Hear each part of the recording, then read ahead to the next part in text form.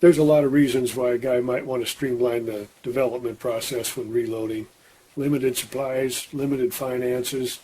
In my case, I was too much of a Tide Pod to stock up when I had a chance, so now I got to deal with what I got on hand. So rather than making 50 rounds of ammo for each amount of powder that I want to test, I make just one, shoot it over a chronograph, do a basic velocity ladder test, and create the chart, which I'll show you in a minute. But at the same time, I'm getting a picture of the target for each shot I take so I can put all the shots in sequence. So I can make a sequence basically of 3-shot groups and then compare that to the ladder chart. Now I'll show you how that works. Just in case anyone isn't familiar with a velocity ladder test, let me give you my brief and possibly slanderously incorrect version of a ladder test. When you touch off a round in your rifle, there's a rapid pressure spike caused from a small explosion in the chamber because the bullet starts accelerating rapidly. The bullet hits the rifling and starts to spin, and of course that puts an anti-spin force on the barrel.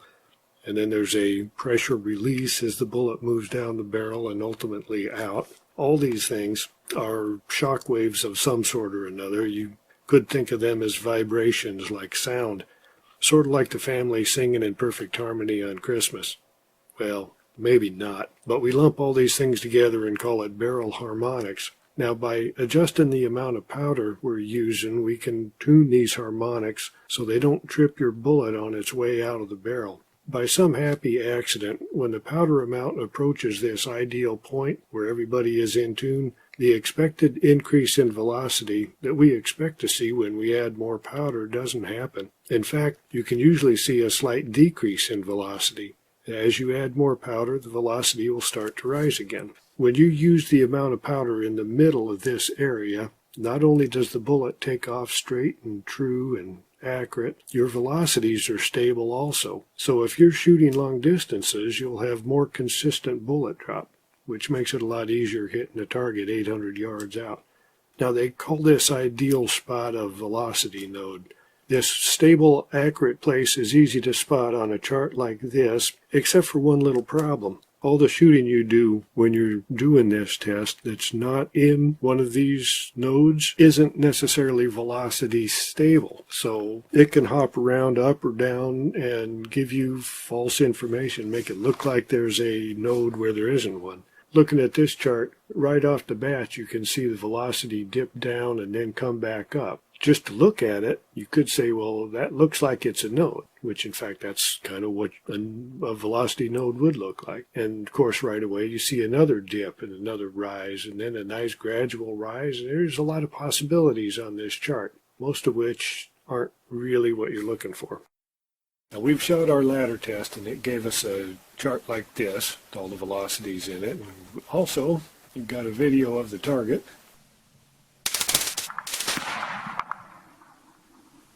And now that I've slowed that down a little bit, we can see where each shot is landing. Makes it a little easier for us to put each shot into sequence. Now I've taken those two, the graph and the video of the target, and I've combined those and put together this travesty. What I've done here is take the first 3 shots and diagram what that group looked like, and situated over the first 3 shots on the velocity ladder, as you can see here. Each consecutive shot then, I leave out shot 1 and I go with 2, 3, and 4, and that's our group for shots 2, 3, and 4, and then 3, 4, and 5, 5, 6, and 7, etc.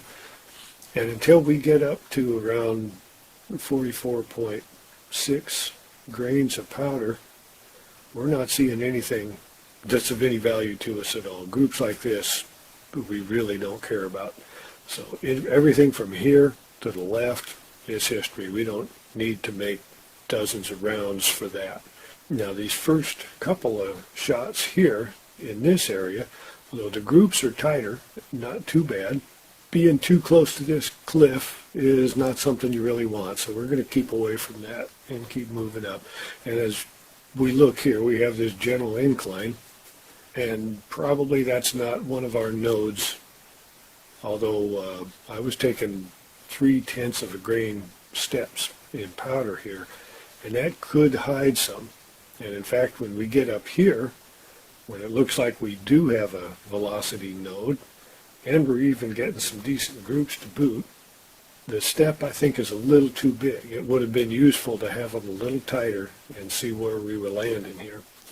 We had a pretty good jump right here, and it didn't even seem to affect our groups much. And another dip here, possibility. The thing I like about this area right here is that all these shots at least are hitting in the same atmosphere all the rest of the way up. Now the velocity difference in some of these is enough that if you're shooting the long range, these could cause you some significant headaches. So you really would want to find a spot where you get some consistency in the velocities. The rifle I'll be loading for is a Savage Model 12 LRP in 6.5 Creedmoor. So far I've put a total of 10 rounds through it to sight it in and shoot one group, and it looks promising so far. Now I have an idea what I think will work well in this rifle, but oddly enough I'm going to use all different ingredients. Thing is, I want to be using Fireform brass, and all I have is new. So while I'm breaking in my brass,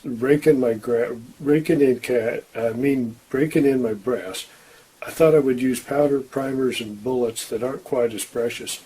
Right now, all reloading supplies are hard to find, but I got lucky. I got some Lapua Senior L 136 grain bullets cheap that I think will work real well in this rifle. But I also got some equally cheap Senior 100 grain bullets to play with. Those are what we'll start with. Now, it may be just talk, but I heard Tula large rifle primers will deliver better extreme spreads and standard deviations than either CCI or Federal Match, so I wanted to try them. So, of course, starting out, I'll use CCI. The powder I expect to give good results in all weather is H4350, so of course I'll use Accurate 2520. Doesn't seem to work very well in my other rifles, so I figured I'd just burn some of it up here. Lapua 100 grain Seniors, new Hornady brass, CCI large rifle primers, Accurate 2520 powder, and I'll set the cartridge overall length to 2.677 inches for this first test.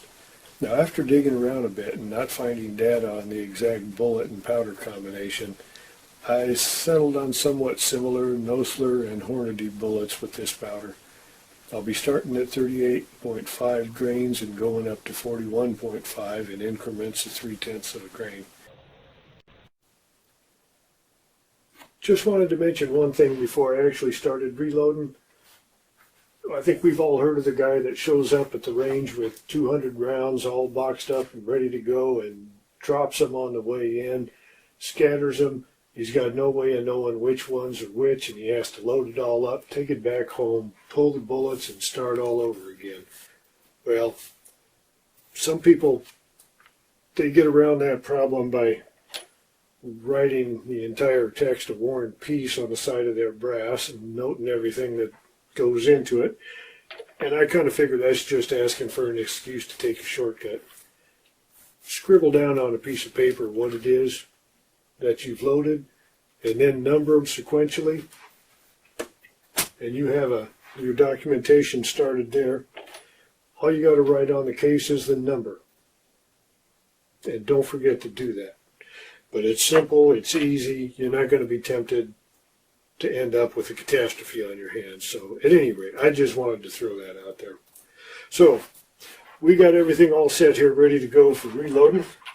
We got our Hornady brasses all ready to go here. We've got our CCI primers. We've got our Accurate 2520 powder set here. And our bullets. And let's see here. I like to use a hand primer when I get the primers in. Use them. And need the seating die, of course. And I believe I said I was going to have the overall cartridge length at 2.677. There we go. Right there.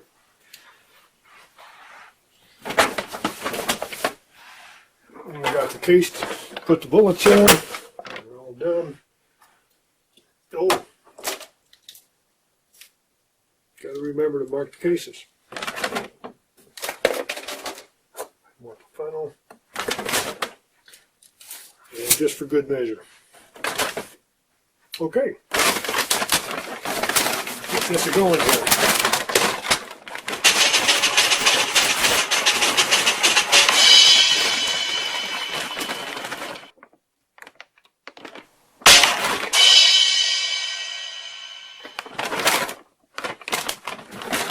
Okay, that'll do her.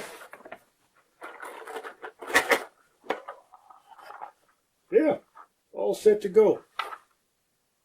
Perfect.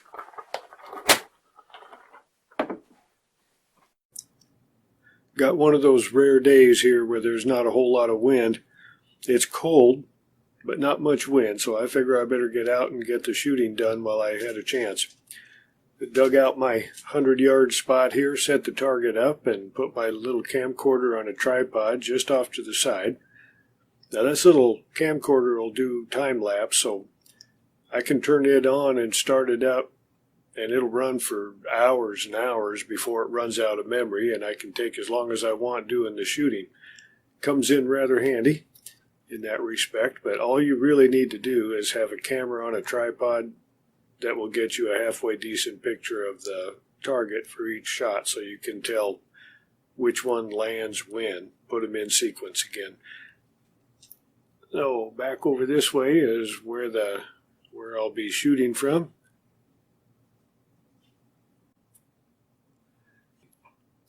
Here we got the rifle set up and all ready to go.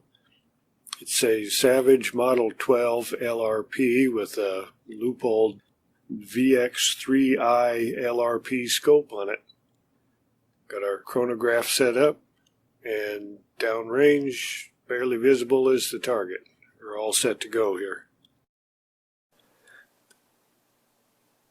I intended to have a video of the actual shooting included here. With the sun getting kind of low in the west and the temperatures hovering around 0, I got in a little bit of a hurry. I figured you'd forgive me for not including that part, but being in a little bit of a hurry caused another problem that we'll see here in just a minute. At any rate, did the shooting, got the target video, and it looks like this. And if we take that all apart and put it into 3-shot groups, we've got all these guys. Now notice when shot number 8 pops up, this is that problem I was talking about. Because as soon as I made this shot, saw where the hole popped up, I got the same feeling I got when I was golfing once and dropped a ball right in the middle of the green. Perfect shot. And it occurred to me, if I'd have just actually aimed that shot at the hole, I'd have been in a lot better shape. But I guess the middle of the green isn't too bad. So yeah, I can't really say I pushed that shot or pulled it or the dog was biting my ankle or anything like that. It just, I didn't really settle in and get it zeroed in on the bullseye like I should have and let it fly. And I looked at it and I thought, I think that's pretty much right where I told it to go. At any rate, that's my impression. I'm going to be redoing a bit of this, so it really isn't going to make a whole lot of difference. Take a look at where shot 7 hits, and then we have 8 out there by itself, and then we have shot 9, and I'm thinking 8 should have been mixed in with those others. Really, all of these shots that ended up just about within or touching that center circle are all within 1 inch. That center circle is 1 inch itself, so none of those are, looking like they're going to be too awful a group to deal with. So anyway, moving along, get a look at the velocity ladder chart here, and you can see it started out, bounced around a little bit, and from shot 4 all the way to shot 9 is reasonably stable looking in a sense. That whole range has a 74 foot per second range from the highest to the lowest. Going higher than shot 9, that's 40.9 grains of powder, it starts to climb a little more steeply. And of course, shot 4 on the low side at 39.4, it drops off radically and then kind of bounces back up at shot 2 and down again for shot 1. At any rate, I figured as far as the velocities go, I was going to go to shot 4 on the low side and back off 1/10 of a grain. That'll be 39.3 grains. And I'll go in 2/10 of a grain steps all the way up to shot 9, which was 40.9, and I'll go ahead and go one more step at see the 41.1 grains and see how that works out.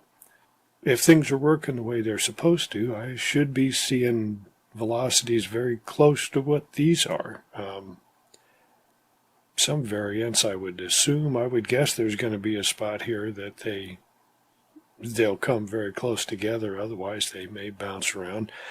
If they bounce around a lot from the start to the finish, then I'm just going to conclude it's this powder, which is kind of the same experience I had with this powder before, just not stable enough. So at any rate, that's the plan. We'll go ahead and shoot another round here, starting at 39.3 up to 41.1 in increments of 2/10 of a grain, and we'll see how that goes.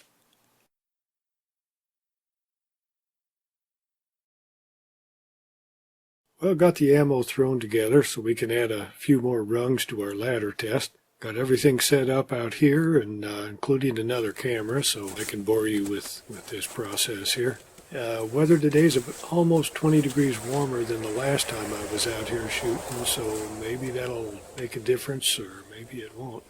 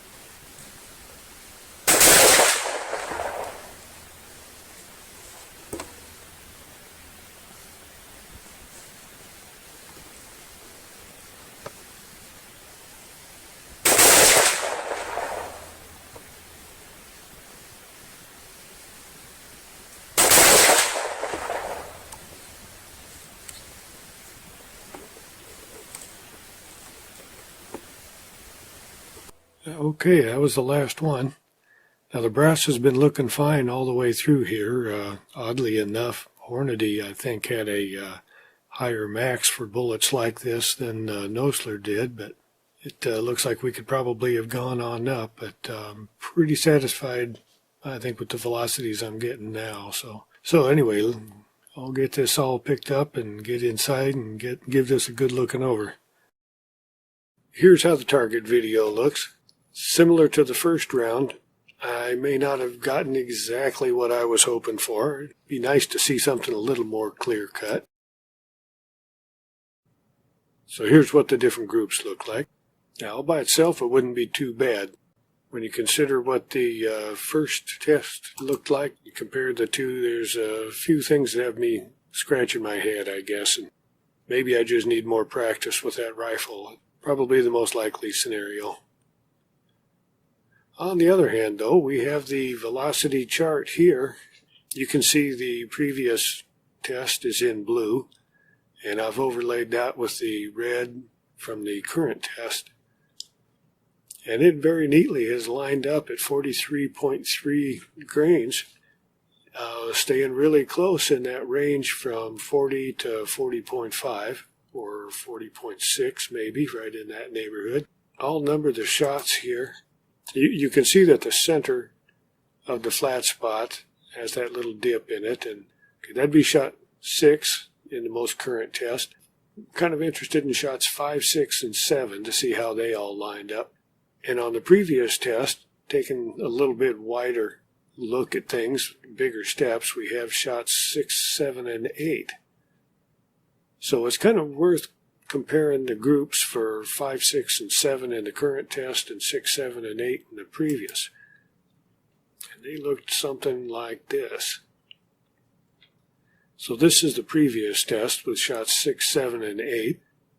6 and 7 weren't too far apart, and 8 was kind of out there a little bit on the left. And with the most current test here, we've got shots 5, 6, and 7. Now this time 5 and 6 are on the left, tight together, and 7 was off on the other side. So I'm beginning to think I probably need more practice with this rifle. I would hope anyway that I'd be getting better groups than that. So here are the two targets side by side here, so you can see how they spread out. If we were to overlay the shots onto one target, looks like we'd be filling up that 1-inch center dot pretty thoroughly.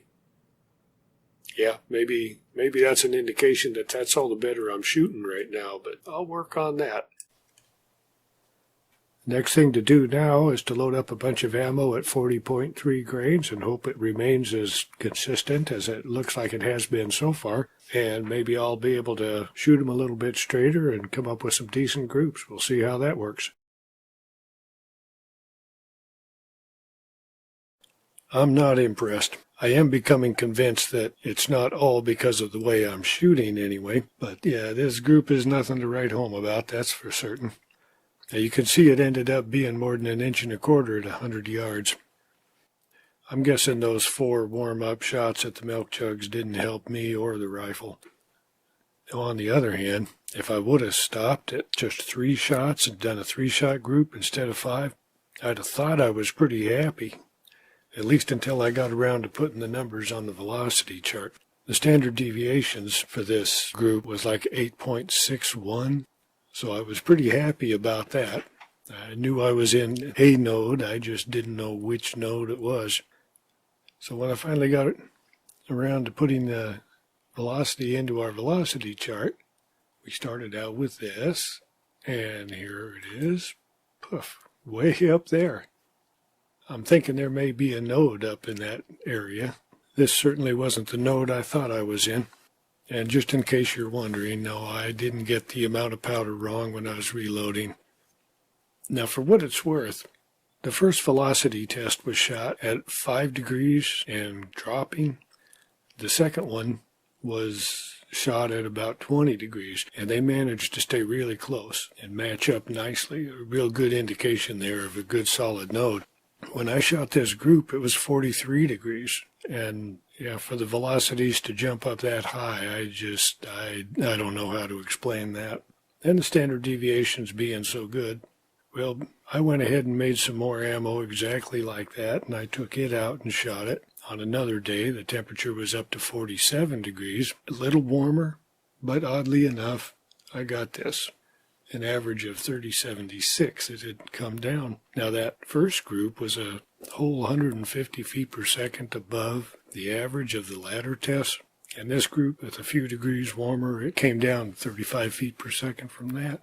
That's still almost 120 feet per second above the original, and the standard deviations on that group were up to 22.3, so certainly nothing noteworthy about this. And as you can see, the group itself wasn't any better. Well, if there's only one thing that we want out of our ammo, it's accuracy. Now, sure, somebody might want their ammo to shoot faster or flatter or expand or be armor piercing. Maybe somebody wants in-flight movies and a meal. And, the meal doesn't sound too bad, but I don't think I'll take that ride just for that. And the landings are a little bit rough. So, accuracy. We want accuracy. And we want to know it'll be there every time we shoot. So you could argue that we want consistency too.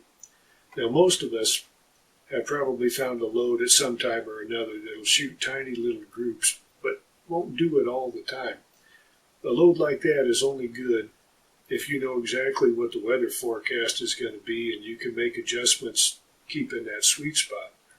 Now, finding a good velocity node has the advantage of giving you some leeway with a whole host of variables like the weather, case volume, bullet weight variations, and things like that. And it maintains a consistent velocity at the same time. So if you're shooting long range, you'll have a consistent bullet drop also. That kind of helps if you want to hit that 800-yard target. Now, it's important to note that this method of load development finds the best load by finding the best velocity. So if the weather or something else changes enough to throw off your accuracy, then all you have to do is adjust the powder amount to get back in the velocity node, and you can expect to have the same accuracy that you had before. Now, a good velocity node should give you a sufficient range of consistent velocities that you won't have to make adjustments to maintain accuracy. Now, I didn't choose the best components or powder for this test because I didn't want to waste the good stuff, the fire form, the brass. I chose a bullet that was probably too light to work well in my rifle, and I chose powder that I'd gotten terrible results with before, but I wanted to use it up. So I didn't get to show you any great groups, but the two ladder tests did a great job of pinpointing the middle of a node at 40.3 grains of powder that gave us 2955 and 2962 feet per second. Wow. You can see how well the two tests locked in around the 40.3 mark. Now, about this powder, there was a 15-degree rise in temperature between the first and second ladder tests, and it had almost no effect whatsoever. When I shot the first group, it was an additional 23 degrees warmer, and the velocities jumped up a rather astounding 150 feet per second. When the last group was shot, it was 4 degrees warmer, and the velocities went down 32 feet per second. Now, I have no clue how this can happen, so if you have any insight or have had a similar experience with this powder, I'd love to hear from you. By all means, leave a comment. All I know is I had virtually the same experience with this powder loading 243 Winchester some time ago. I was kind of hoping that this powder might work better with a different cartridge, but it doesn't seem to be the case. So anyway, the targets that I got from these two ladder tests showed the equivalent of a 6-shot group of about 1 inch that had a powder range of 0.6 of a grain, and that's not too bad considering the powder variation. So we saw how to find the velocity node, which was around 2958 feet per second, and we saw reasonably good groups from the shots near that velocity. So without wasting any more time or materials on this recipe, we'll move on. So next thing, I'm going to use bullets that work well with the twist rate in my rifle. In this case, that'll be the Lapua 136 grain CNR Ls. Just hoping the Lapua bullets are half as good as the Lapua brass. I'm going to use powder that I know has a good track record, and that'll be the Ogden H4350. I've had good results with it in the past, and I've heard a lot of other people use it for this cartridge and have good results with it also. Now, I also have brass now that's been fire formed in my rifle. I'll full length size it and bump the shoulders back 0.02 of an inch. I'm going to try the Tula large rifle primers because I've heard pretty good things about them. And I figured I'm going to set the bullet overall length based on the distance to the lance. So with a little luck, we'll be seeing some tighter groups, and that's always a lot more interesting. I still have the seating depth to adjust to tighten the groups up some, and the action screws can be torqued and tuned some also. I just hope I can shoot well enough to see the difference. Now, I've managed to stretch this video out long enough to test just about everybody's patience by now, so if you've managed to watch this without falling asleep or breaking something, I salute you. That's a feat in itself, and I appreciate your effort and patience. And if you want me to make a video covering the 136 grain 4350 version, let me know by hitting the like button or leaving a comment. Of course, all comments, questions, and suggestions are welcome. I'd love to hear from you. And it'd be nice to know I'm not just talking to myself here. So, well, hey, thanks for watching.